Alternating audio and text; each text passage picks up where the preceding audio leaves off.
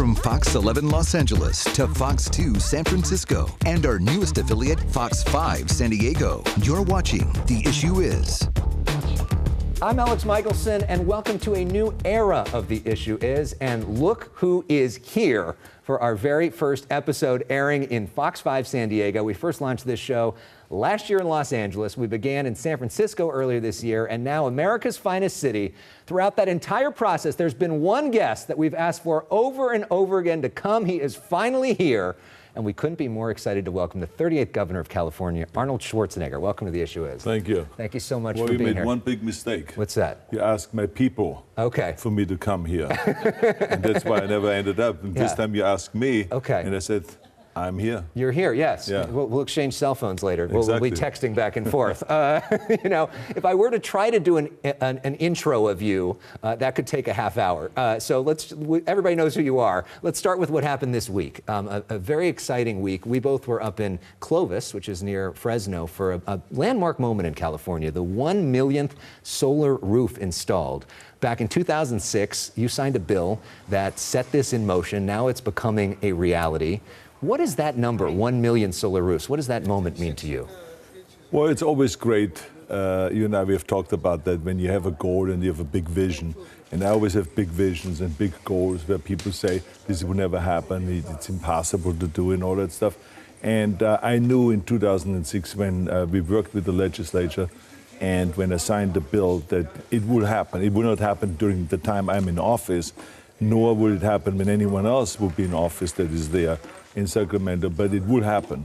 And it did happen. So, you know, it is kind of one of those really satisfying moments when you reach that goal and, you know, and you say, wow, we got there. And it is such a great goal, you know, to have like 1 million more solar roofs in California, because as we said then, this will potentially bring an extra 3,000 megawatts of electricity, but clean electricity. And what happened was it's almost 9,000 megawatts. So it was like, as I said yesterday, we always kind of under-promise and over-deliver, and that was the great pleasure yesterday. Right, and some 77,000 jobs that have also been created because of this. And one of the cool moments, there isn't a lot of bipartisanship that we see on display, but Jerry Brown came out to support you, to be there for that moment. Here's what he had to say. Arnold Schwarzenegger had that vision, 1 million roofs. That was very bold, and without that boldness, we wouldn't be here today. It's pretty cool, right? Yeah, I think it's very cool. And, you know, I'm also one of the first ones always to say that this happened all because of him.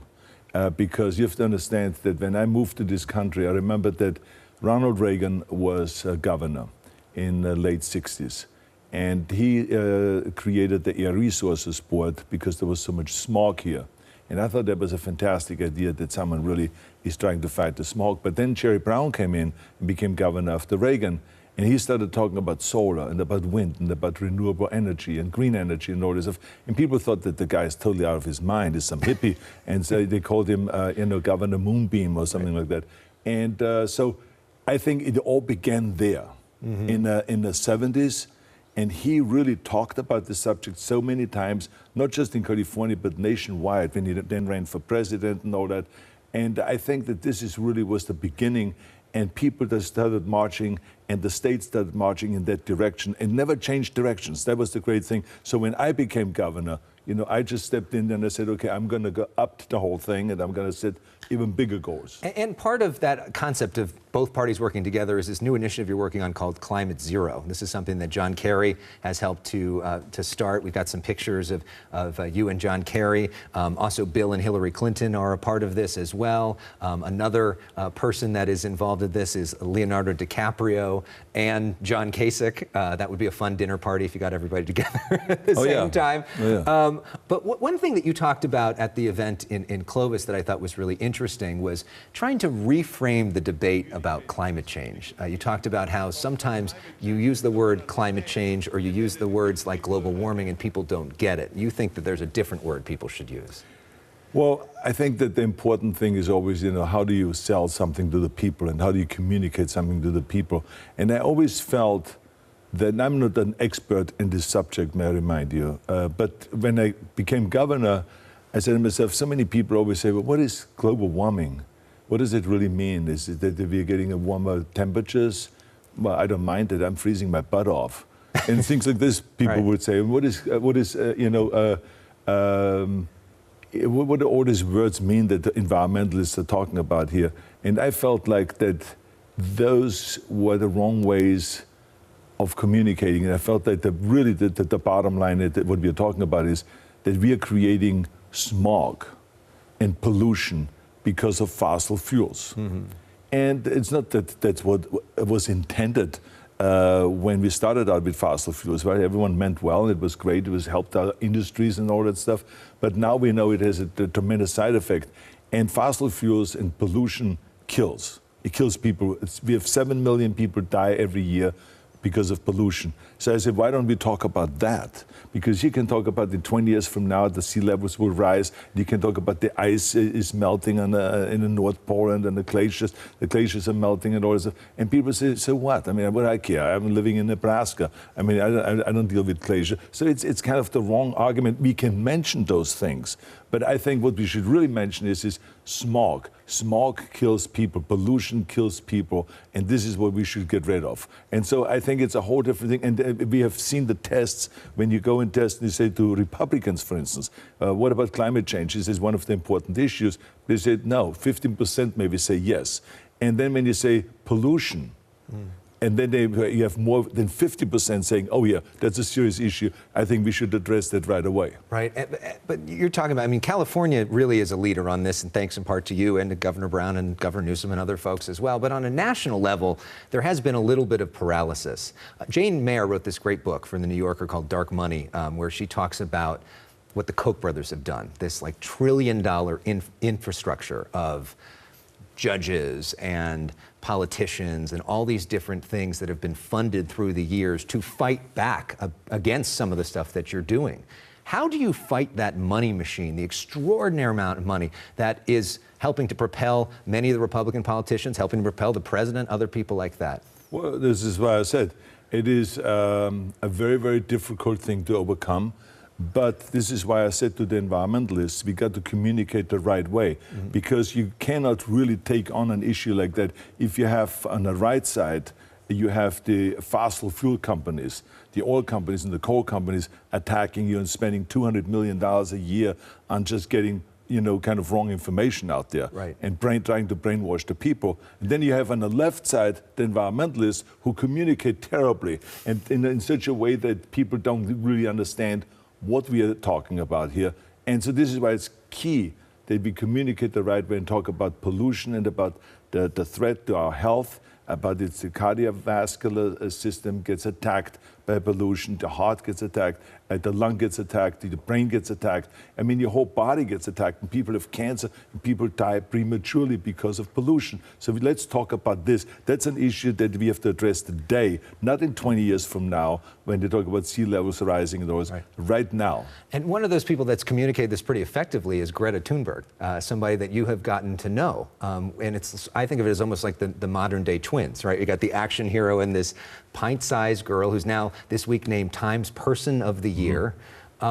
What is it about her that has attracted you to her and to so many others? And what is the sort of the nature of your guys' relationship? Well, for instance, at the Schwarzenegger Institute at USC, I always tell students, I say, you can study everything that you want. You can have as much knowledge as possible. I said, but if you don't go out and do something about it and really fight for a specific cause, whatever you believe in, I said, then you have nothing. And so I said, don't sit around on the couch and watch TV and just complain and say, isn't it terrible we have all this pollution? Isn't it terrible that the politicians can't get along? Isn't it terrible that we can't solve this problem and build more infrastructure? I said, what do you do about it?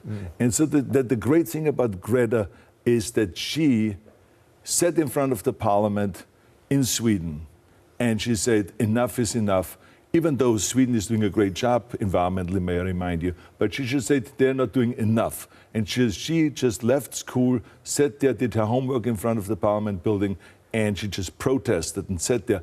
And eventually, first they thought that she was cuckoo and she was wacky, and why is this girl, she should be in the classroom studying, she shouldn't be sitting around here. And eventually it gained momentum. So she communicated well, and what she is concerned about is that if they screw it up today, those politicians, and if they promise things that then don't keep, It's her generation that's going to get affected by that. It's her generation that's going to go and really, experience the punishment of this whole thing if they don't really solve this problem. And so I think that her voice is being loud and clear, and I think that people really paid attention to it because it's a young girl, and that she's very feisty, and she's strong, and she has a clear vision. She communicates well, and she's a fantastic young lady, unbelievable and smart, and she educated herself. So this is what we want every kid to do. Don't sit around and complain. You have the power, and she has shown now how much power a kid has when they go out and do something about it. She's had some pretty high-profile critics that have attacked her. What do you make of that?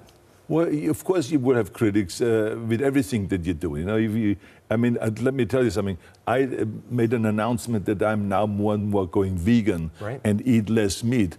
Immediately someone said, "Oh, you're selling out to the left." What does this have to do with the left?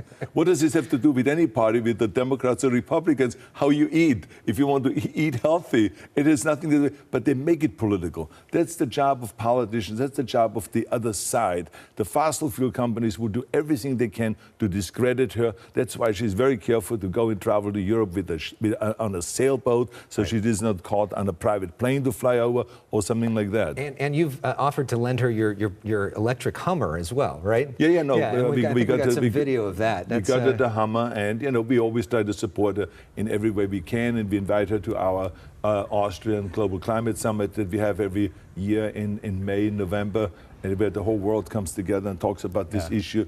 We always invite her, and she's invited again this time, and comes this time also. So she has been really fantastic. That car's something else, by the way. Oh. Very nice. Okay, so we're going to have to leave it there for now. We're going to have more in a moment, but Governor, I'm trying to think of how to toss to break. If there's a phrase maybe to tell people that I'm going to return, is there something maybe is there something you could maybe help me out with on that? Well, there's several things. Yeah. You can go, "Get to the chopper." Or you can go and say, "Hasta la vista, baby."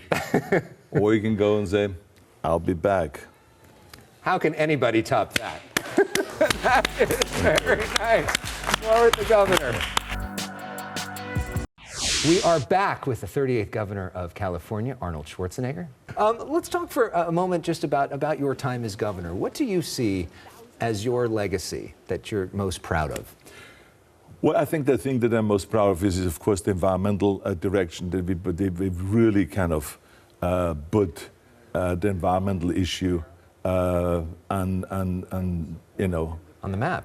Well, we put it on steroids, so to speak. Okay. Right?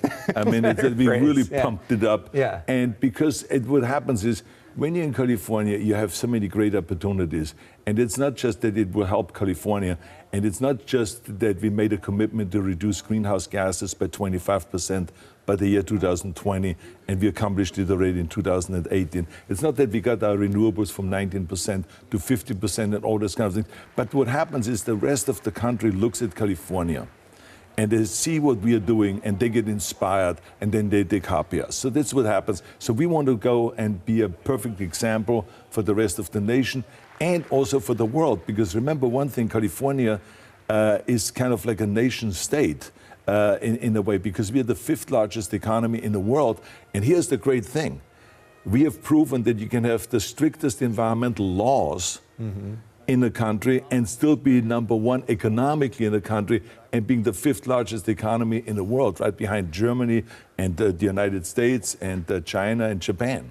What would you say at your time as governor that maybe wasn't as successful that you've learned from, that maybe future leaders can learn from? Well, first of all, let me just say also that we are very proud of the political reforms that we've created. And we'll talk about that more in a moment. It was a disaster with the redistricting reform and with the gerrymandering that's going on in America. We were one of the first states that really came in and changed that. So that's another really big impact. Sure. And there was a lot of other things that we have done. But the bottom line is, you can never get everything done that you want to get done. Like, for instance, the fiscal responsibilities, that a state or a city should never spend more money than you take in. And so this is one of the things that I wanted to do, is I wanted to go and get California a balanced budget.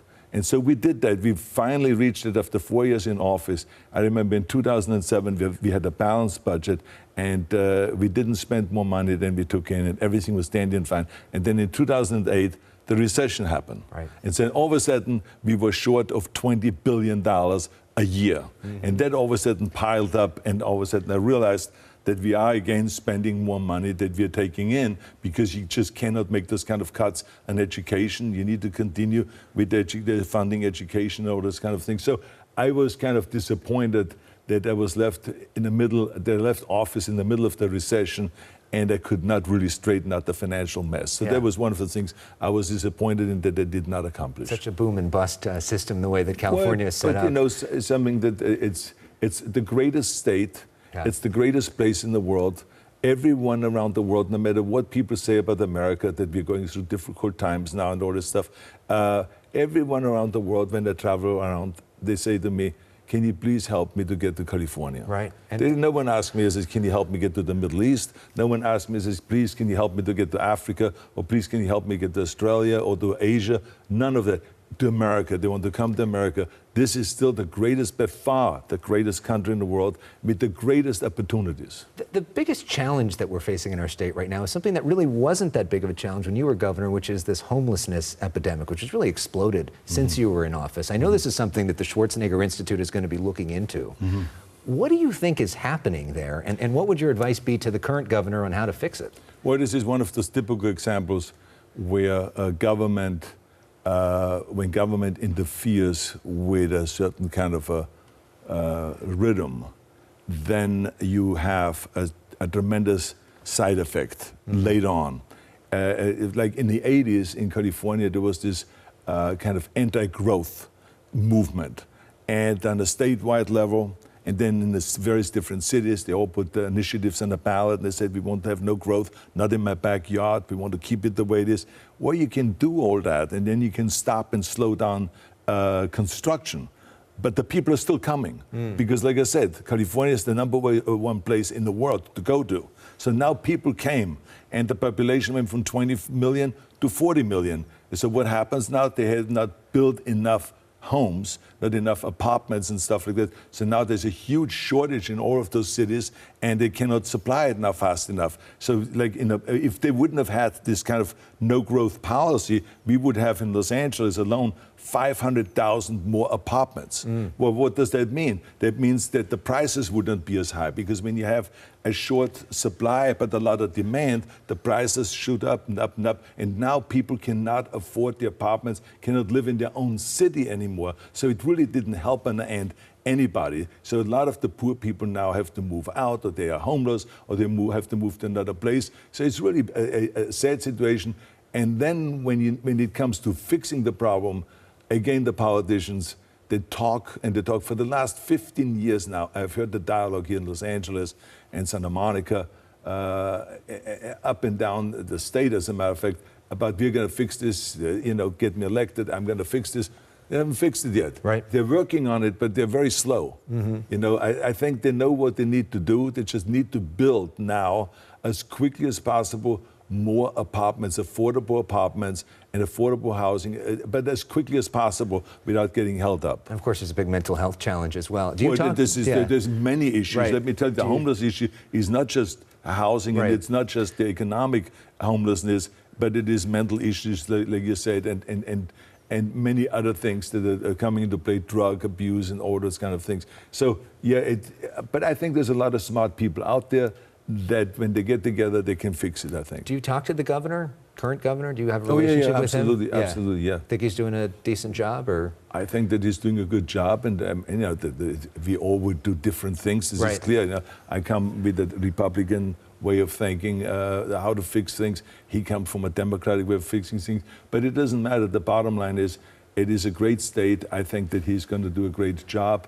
and I think that Jerry Brown did a great job. And I always let them know that even though I'm a Republican, that I will be as supportive as possible, because I love this state. I love this country, and I will support, no matter what party you come from, I will support them in order to get the job done and to make it a better place. One place where bipartisanship is really important is the Schwarzenegger Institute at USC. I'm a Trojan, and we're very excited to have you at USC. I know your kids are also proud graduates of USC. You get people together to talk about a lot of important issues, and one of them you're most passionate about is this issue of gerrymandering and election reform, something you did a lot as California governor. There's a lot of viewers that may not quite understand that concept. So just real simply, how do you explain that issue and why it's so important? Well, it is a system that has been in place for over 200 years now in America, which is called gerrymandering, where politicians every 10 years draw the district lines, and they fix it. They fix it in such a way and draw the district lines in such a way so they can protect their job. It's kind of a job security thing.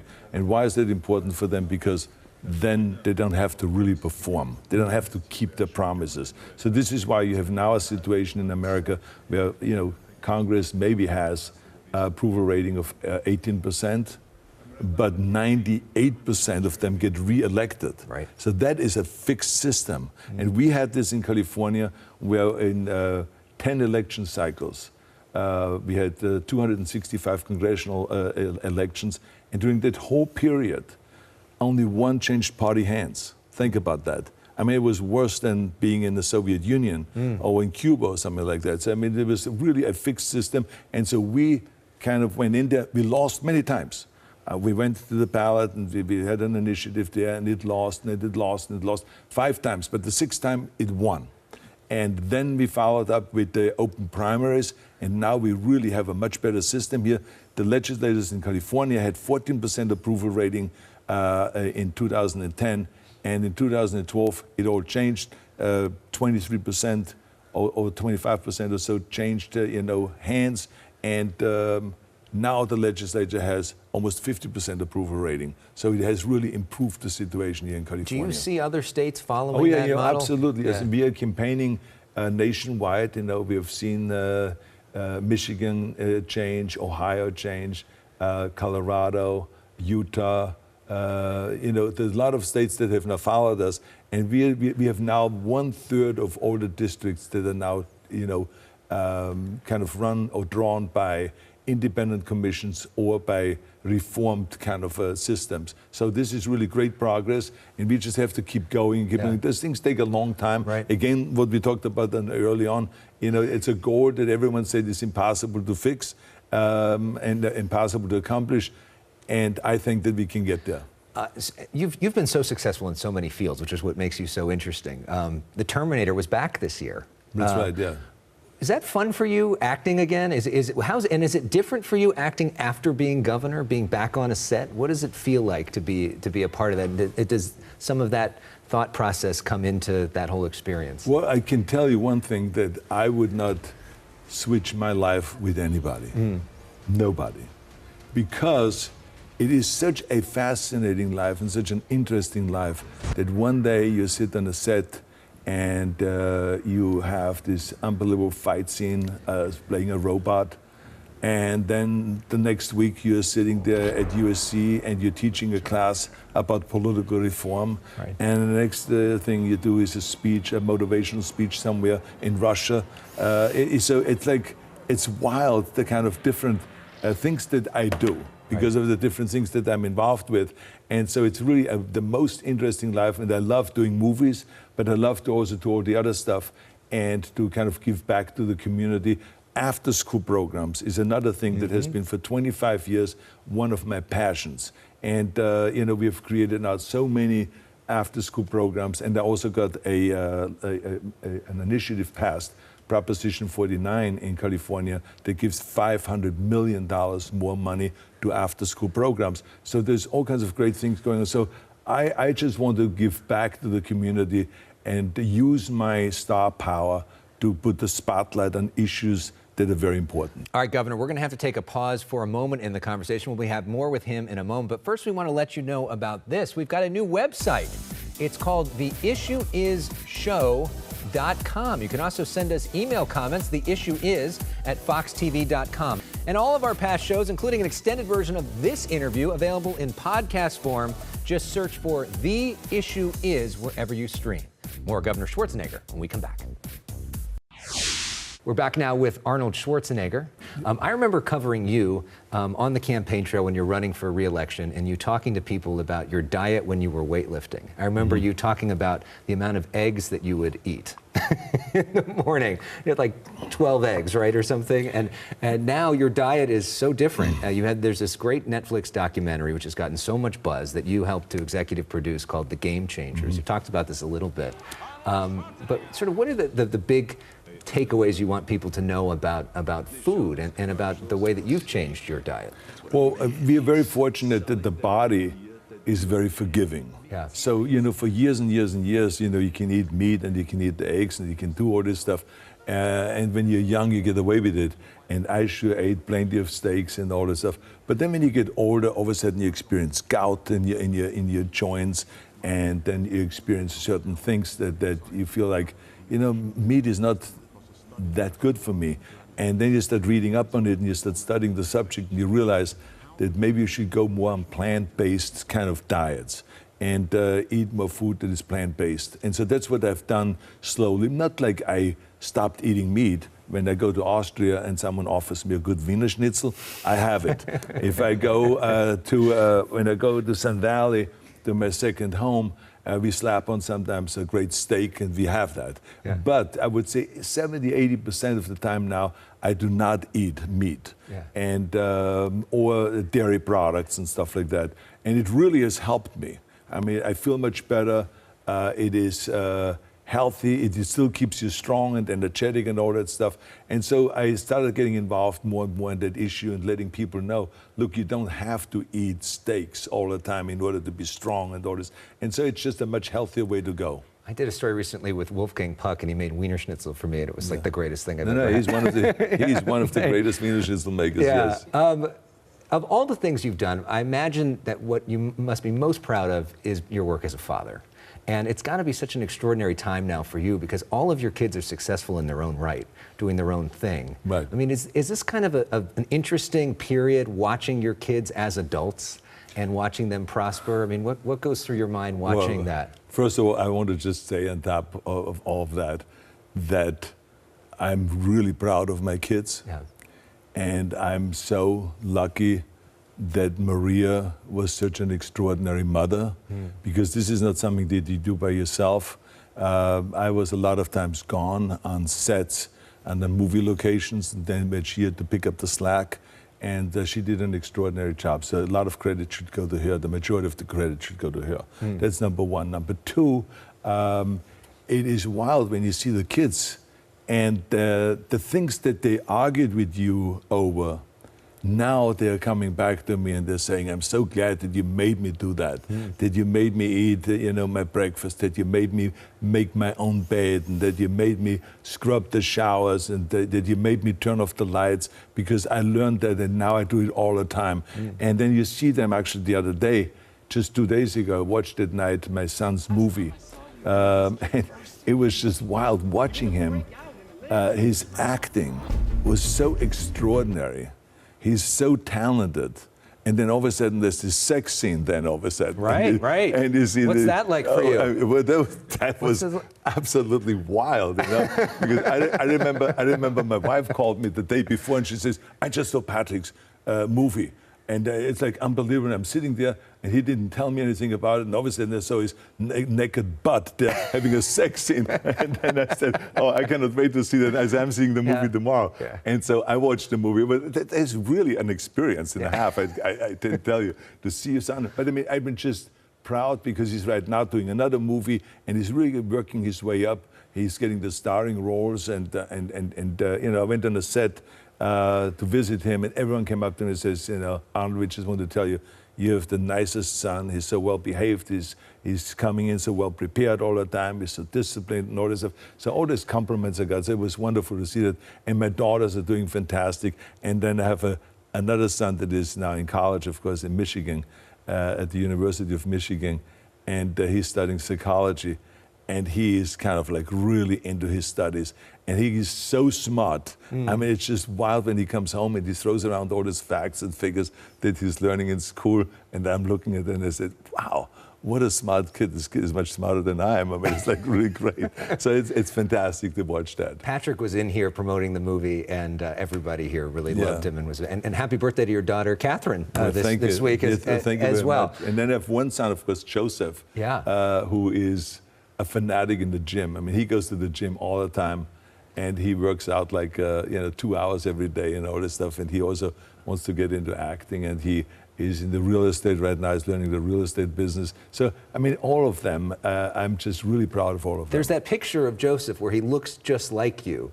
Yeah, exactly, That's got to be kind of wild for you to see. It is wild, yes. Yeah. All right, Governor, we're going to take one more commercial break. But when we come back, the Governor plays our favorite game, Personal Issues.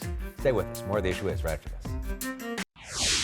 Back now for our final segment with Governor Arnold Schwarzenegger. All right, we do something on our show called Personal Issues, which is kind of fun to wrap things up. This is where we put 30 seconds on the clock. We get to know you, hopefully rapid fire answers, okay? You ready to go? Is this going to be? No. I don't know if I can give us a 30-second answer. Okay. Well, hopefully less than 30 seconds. So let's begin. Here we go. What's your favorite type of cigar? Cohiba. Favorite book? I would say the one that had the most impact was Free to Choose from Milton Friedman. Favorite athlete? Muhammad Ali. Favorite California restaurant? There's nothing like eating in my home. Favorite kind of car? I don't have one. Favorite actor other than yourself? I would say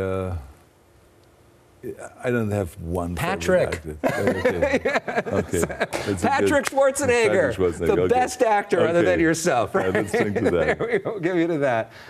Thank you so much for coming in. Absolutely. We really appreciate it. Thank you for everything that you've done for our You're doing state. a great job. Thank you very much. I love your energy. Thank you. Yeah, really terrific. Well, then let me end with this question. Favorite statewide political talk show? US. There we go. There's the endorsement. Yeah, exactly. Governor Arnold Schwarzenegger, thank you so much for being here. Next week, the Democratic debate. We will be out there in the spin room talking about that. Thank you so much for watching The Issue Is. We'll see you next time. Thank you. Thank you very much, Governor.